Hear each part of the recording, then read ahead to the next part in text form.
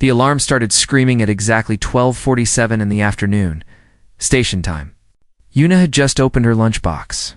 She had made kimchi fried rice that morning, and it smelled wonderful. She was about to take her first bite when the red lights began flashing and the siren filled the air. She put down her chopsticks and sighed around her. People started running. Workers shouted to each other. Doors slammed. Boots pounded against metal floors, but Yuna did not run. She looked at her food with sad eyes, then slowly closed the lunchbox and put it back in her bag. "This better be important," she said to no one. Koro Station was not a big place. It floated in the darkness of space, far from Earth, far from the colonies, far from everything. About 4,000 people lived and worked there. They were miners, engineers, doctors, cooks, and cleaners. They dug valuable ore from nearby asteroids and sent it back to human space.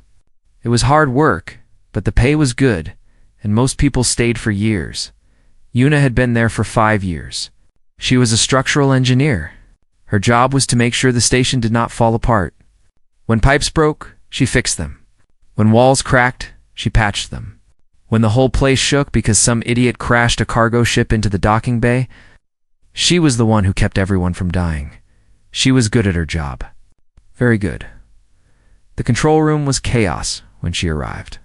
People crowded around screens, talking over each other, pointing at data they did not understand. Station Chief Taiho stood in the middle of it all, his white hair messy and his face pale. Taiho was 63 years old. He had been running Koreo Station for 15 years. He was a calm man, a patient man, the kind of leader who never raised his voice. But right now, he looked afraid. That made Yuna's stomach tight. "Chief," she said, pushing through the crowd. "What is happening?" Taiho turned to her. His eyes were tired. "Look," he said, pointing at the main screen. Yuna looked. At first she did not understand what she was seeing. There were shapes on the screen. Big shapes.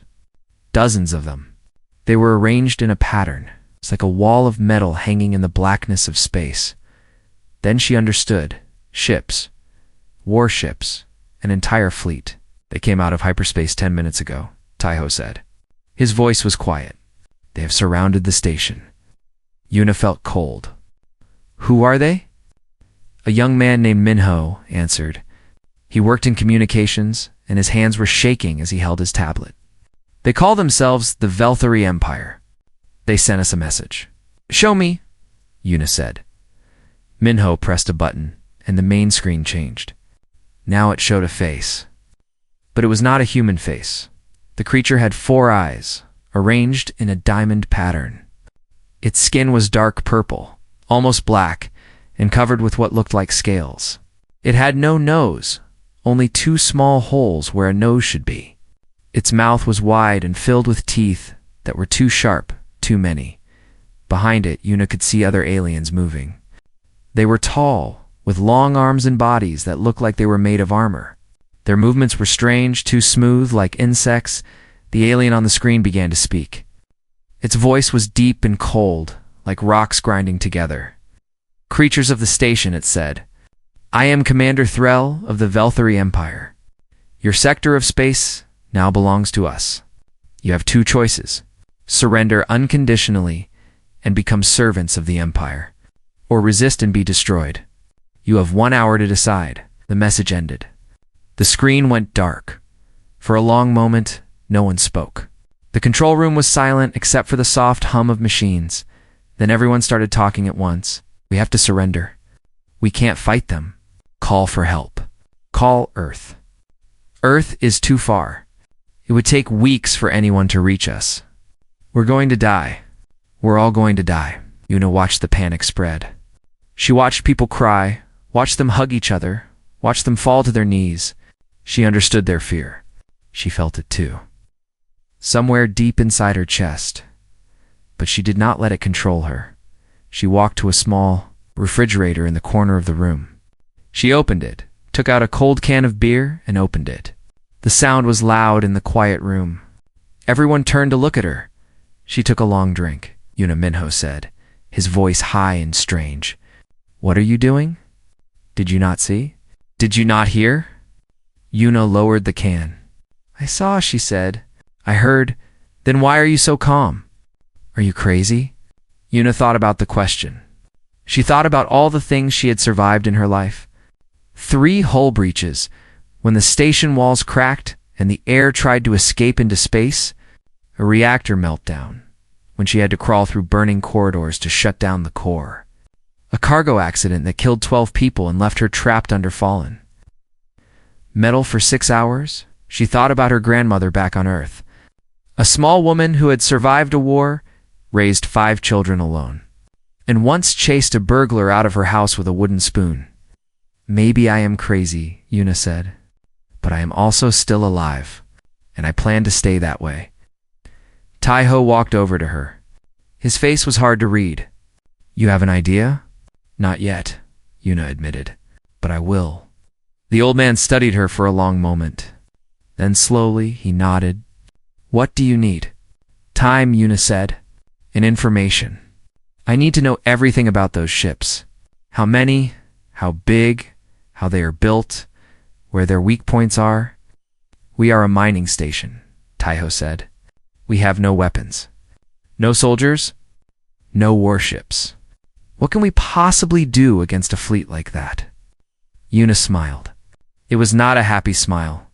It was the smile of someone who had already accepted that things were bad and was now ready to make them worse for someone else. Chief, she said, we have 4,000 workers who know how to cut through solid rock. We have industrial lasers that can melt asteroids. We have mining drones, cargo haulers, and enough explosive to crack a moon in half. She took another drink of her beer. We are not helpless. We just need to be creative. Minho stared at her. You want to fight? Against that? He pointed at the screen where the image of the alien fleet still hung. Yuna said, I want to win. The room was quiet again, but this time the silence felt different. It was not the silence of despair. It was the silence of people waiting, hoping, starting to believe. Taiho put his hand on Yuna's shoulder. 1 hour, he said. That is all we have. Yuna finished her beer, crushed the can, and threw it in the recycling bin. Then we better get to work. The next 30 minutes were the busiest of Yuna's life. She ran from one end of the station to the other, gathering information, talking to engineers, checking systems, and making calculations on her tablet. The news was not good, but it was not hopeless either. The Velthari fleet had 47 ships. The biggest one, the flagship, was enormous. It was shaped like a long spike, black as night, covered with weapons. That was where Commander Threll was.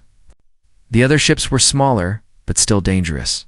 Each one had enough firepower to destroy Koryo Station 10 times over. But Yuna noticed something interesting. The flagship was old. Not ancient, but older than the other ships.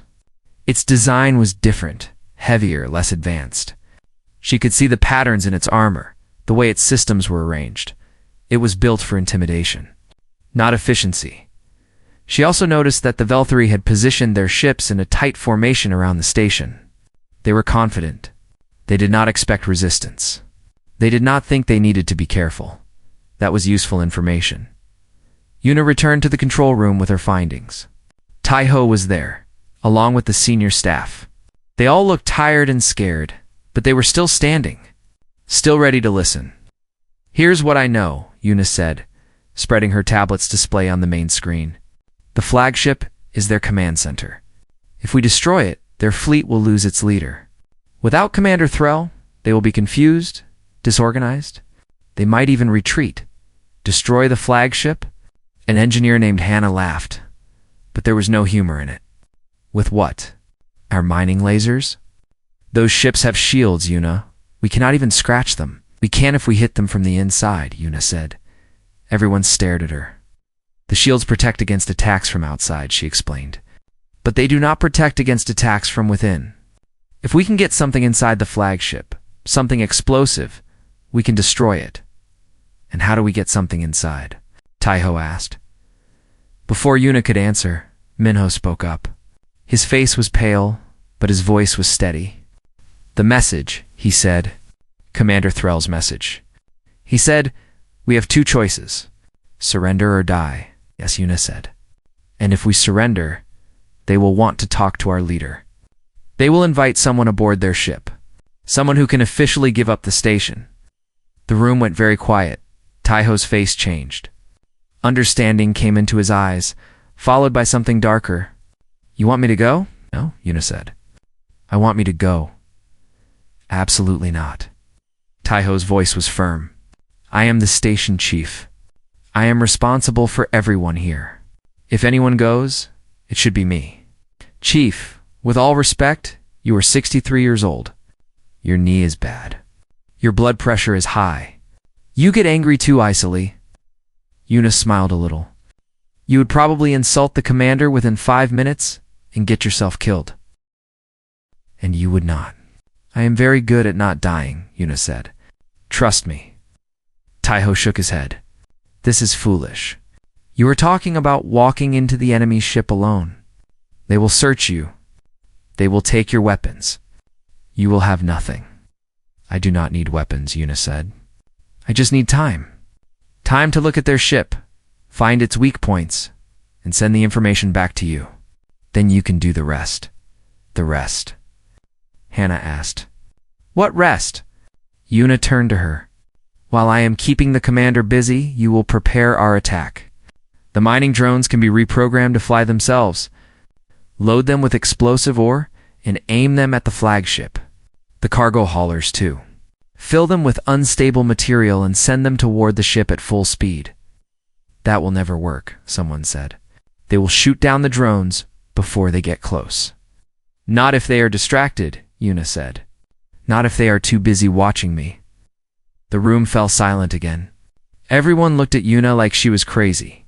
Maybe she was. But she was also the only person with a plan. Taiho stared at her for a long time. His old eyes searched her face, looking for doubt, looking for fear. He found neither. You really think you can do this? He asked. Yes, Yuna said. She did not hesitate. The old man closed his eyes. When he opened them again, his decision was made. Fine, but you come back. Do you understand me? You do what you need to do, and then you come back. That is an order, Yuna smiled. Yes, Chief. The next 20 minutes were a blur of activity. Engineers rushed to reprogram the mining drones. Workers loaded cargo haulers with the most unstable ore they could find. Technicians prepared the industrial lasers. Aiming them all at a single point in space where the flagship would be, Yuna went to her quarters to prepare. She changed into a clean jumpsuit. She hid a small scanner in her sleeve, a device that could map the interior of any ship and send the data back to the station. It was not much, but it was something. When she returned to the docking bay, Minho was waiting for her. He looked terrible. His face was white and his hands were shaking. Yuna, he said, please do not do this. She stopped and looked at him. They had worked together for 3 years. He was her friend. One of the few real friends she had on the station. Someone has to, she said. Then let it be someone else. Anyone else? You do not have to be a hero. Yuna laughed softly. I am not trying to be a hero, Minho. I am trying to survive. We all are. But what if you do not come back? Yuna thought about the question. She thought about her grandmother, who always said that death was nothing to fear. Only a coward ran from death, and a coward died 1,000 times before the end. Then name something after me, she said. A corridor, maybe. Or the bathroom. Minho did not laugh. His eyes were wet. Yuna reached out and took the beer can from his hand. She had not noticed he was holding it. It was the same can she had opened earlier, refilled with fresh beer. You brought this for me? She asked. I thought you might want it, he said. For courage. Yuna looked at the can. Then she looked at the shuttle waiting behind her. Then she looked back at Minho. She handed him the beer. Hold my beer, she said. Minho blinked. What? Hold it. Keep it cold. I will drink it when I get back. She turned and walked toward the shuttle. Her boots clanged against the metal floor. Her heart was beating fast, but her hands were steady. Behind her, she heard Minho's voice, small and scared. Yuna. She did not turn around. She climbed into the shuttle, closed the door, and sat in the pilot's seat. Through the window, she could see Minho standing there, holding the beer. Watching her, she gave him a small wave. Then she started the engines and flew toward the enemy. The shuttle flew through the darkness of space toward the Vel-3 flagship. Una sat alone in the small cabin, watching the massive ship grow larger and larger through the window. It was even more terrifying up close. The flagship was shaped like a blade, long and sharp, pointing toward the stars like a weapon ready to strike. Its surface was covered with strange patterns, symbols that meant nothing to her. Lights glowed along its edges, red and purple, pulsing like a heartbeat. Gun turrets dotted its hull, each one big enough to swallow her shuttle whole. Una felt small, very small, but she did not turn back. A voice crackled through her communication system. It was deep and cold, speaking in broken but understandable human language. Human vessel. You will dock at Base 7. Any deviation will result in destruction. Confirmed, Una said. Her voice was calm. She was surprised by how calm it sounded. She followed the instructions and guided her shuttle into a massive docking bay. The space was huge, big enough to hold 100 shuttles, but it was empty except for rows of alien fighters, sleek and dangerous, waiting in neat lines. When she landed and opened the door, they were waiting for her. 6 Vel-3 soldiers stood in formation. They were tall, almost 7 feet, with bodies covered in dark armor that looked like it was part of their skin. Their arms ended in long blades instead of hands. Their eyes for each glowed faintly in the dim light. Una stepped out of the shuttle. She kept her hands visible, her movements slow. She had dealt with dangerous situations before. She knew that sudden movements got people killed. One of the soldiers stepped forward. It was bigger than the others, and its armor had markings that looked like rank symbols. It looked at her with something that might have been discussed. Small, it said. The word sounded like an insult. Soft. This is your leader? I represent my people, Una said. I am here to speak with Commander Threll. Soldier made a sound. It might have been a laugh. The commander will be amused. They surrounded her and marched her through the ship. Una walked with her head high, her eyes moving constantly, taking in every detail. The halls were wide, built for creatures larger than humans. The walls were covered with the same strange symbols. The air smelled wrong, bitter and metallic, like blood. As she walked, the scanner hidden in her sleeve was working. It was mapping the ship's layout, identifying power sources, finding weak points. Every few seconds, it sent a tiny burst of data back to Koryo Station. The bursts were too small to detect. At least, she hoped they were too small to detect. The walk took almost 15 minutes. Finally, they reached a massive door covered in gold and red markings. The soldiers stopped, and the door opened slowly. Beyond it was a throne room. Una had seen pictures of ancient kings and emperors, or great halls filled with banners and treasures. This was like that, but twisted, made for creatures that were not human. The ceiling was high, lost in shadow. Columns lined the walls, carved with images of battle and conquest. Trophies hung everywhere. Weapons, flags, and things that looked like body parts from species Una did not recognize. At the far end, on a throne made of dark metal, sat Commander Threll. He was huge. Even sitting, he was taller than any of the soldiers. His body was covered in armor that looked like black glass, polished to a mirror shine. His 4 eyes burned with cold intelligence. A crown of spikes rose from his head, whether natural or artificial. Una could not tell. Around the throne stood more soldiers, his elite guard. They did not move. They did not even seem to breathe. Una walked forward, alone, until she stood at the bottom of the steps leading up to the throne. She stopped and waited. Commander Threll looked at her.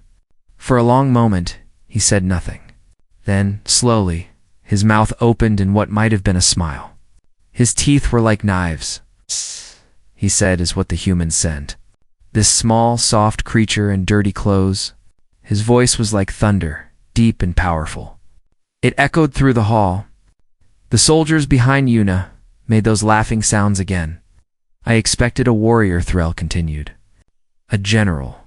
A king. someone worthy of my attention. Instead, I receive a worker, a tool, a nothing. Yuna did not react.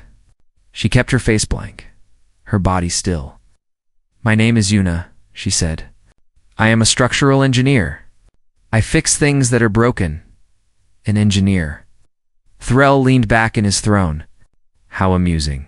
Tell me, little engineer, do you understand what is happening here? Do you understand what I am?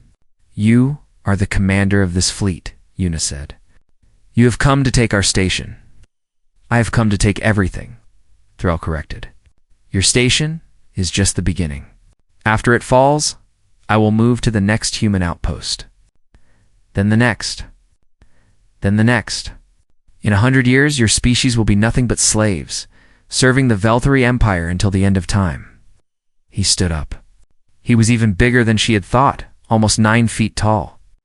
He walked down the steps toward her, each footstep shaking the floor. I have conquered 1,000 worlds, he said. I have destroyed civilizations older than your entire species. I have never lost. Never failed. And you, little engineer, think you can stand before me? He stopped right in front of her. She had to tilt her head back to look at his face. His breath was hot and smelled like something dead. You do not understand what you are facing, he said. Yuna met his eyes. All 4 of them. She did not look away. Maybe, she said. But do you understand what you are facing? Threll's eyes narrowed. For the first time, something flickered across his face. Not fear. He did not know how to fear. But something else. Curiosity, perhaps? Or confusion. What do you mean? He asked. Yuna smiled. It was a small smile, quiet and steady. Have you ever heard what happens when you corner a human, commander? Threll stared at her. Then he laughed. It was a terrible sound, like rocks falling in an avalanche. Brave words from a small creature, he said. Tell me, little human, what happens when I corner your kind? Do you bite? Do you scratch? Do you cry? Yuna did not answer. She just kept smiling.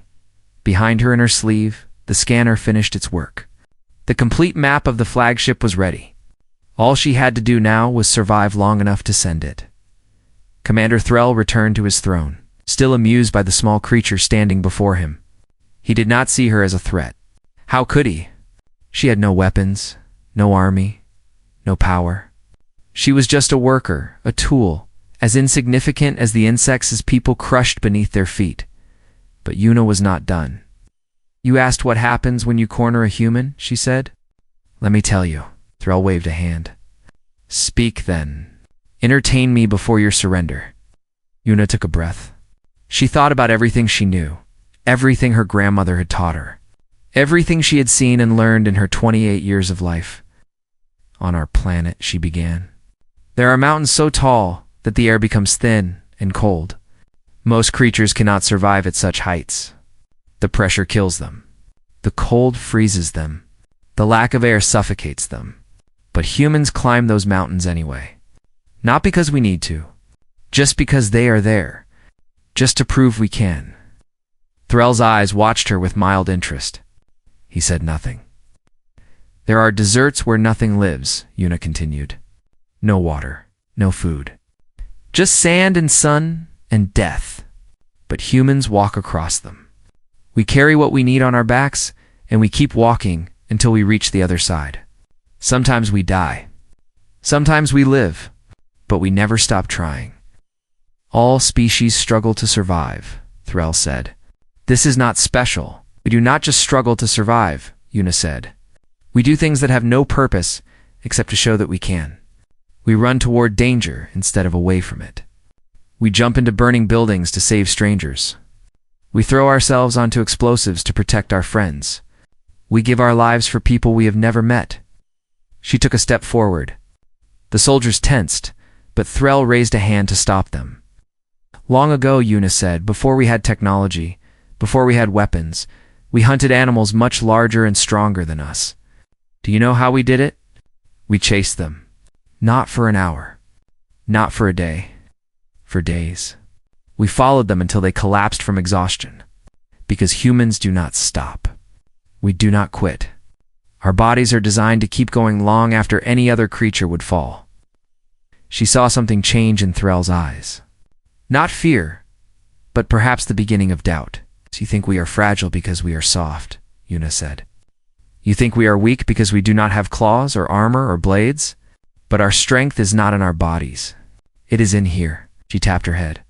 In here, she touched her chest, over her heart. We adapt, she said. We improvise. We solve problems that should be impossible. When our ancestors were trapped in a metal box floating in space with no way to breathe, they fixed it with tape and cardboard. When we wanted to visit our moon, we built rockets and flew there ourselves. When we split the atom and discovered we could destroy our world, we chose not to. She looked directly at Threll. We are the species that refuses to die. And right now, Commander, you have cornered 4,000 of us. The throne room was silent. The soldiers stood frozen. Even Threll seemed to have stopped breathing. Yuna smiled again. You asked.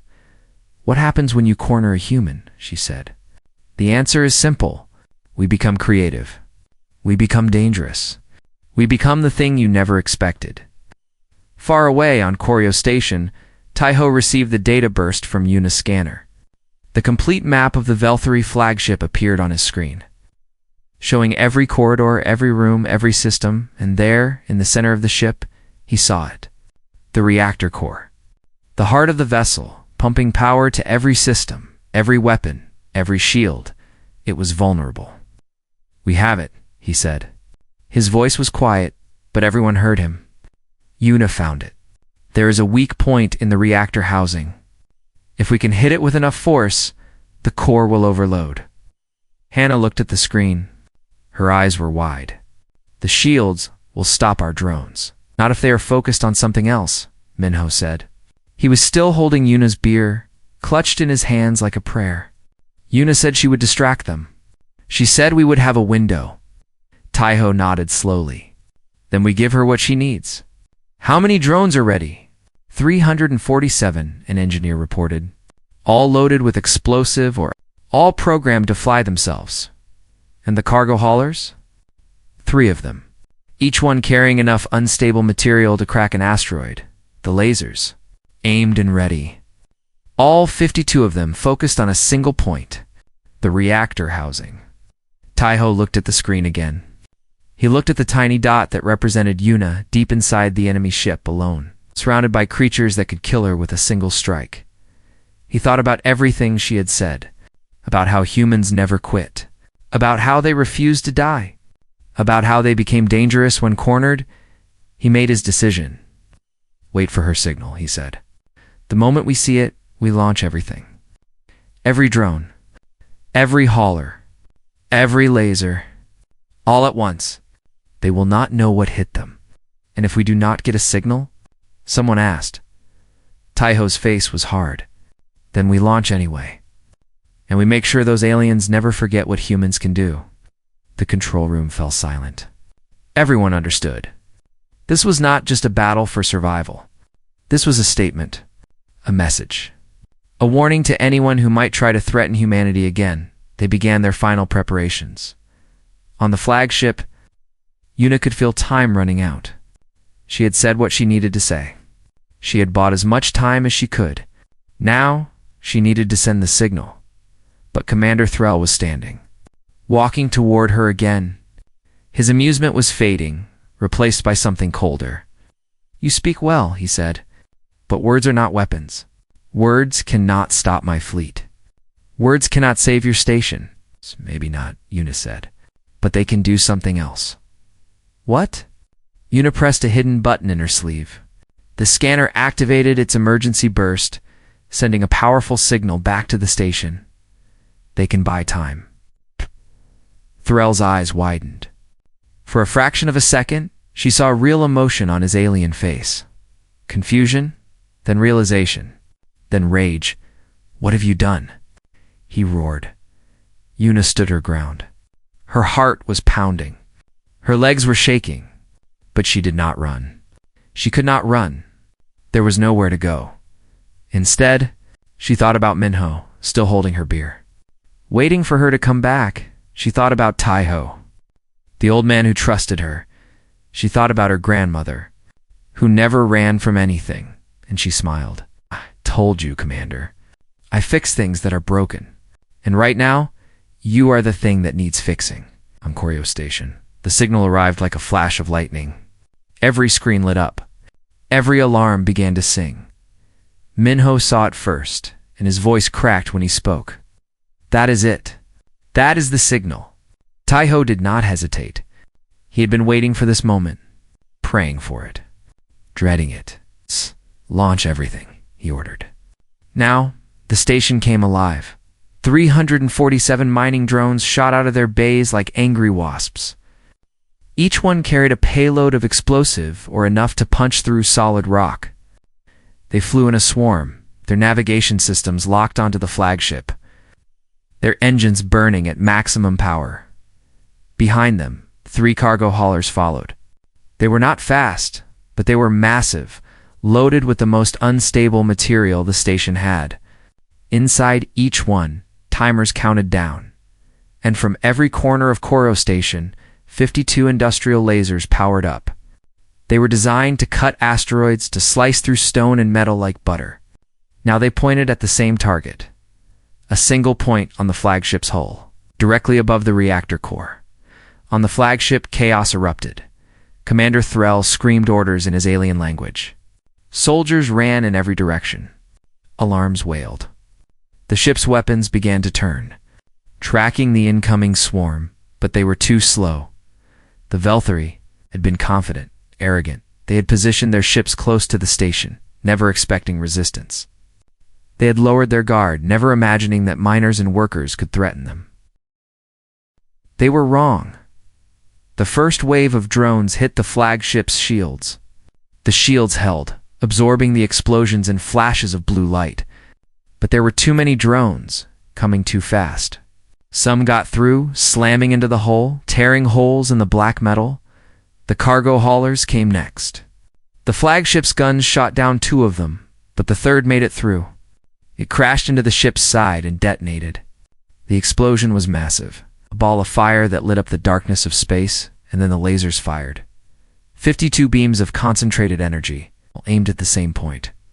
They cut through the weakened hull like knives through paper.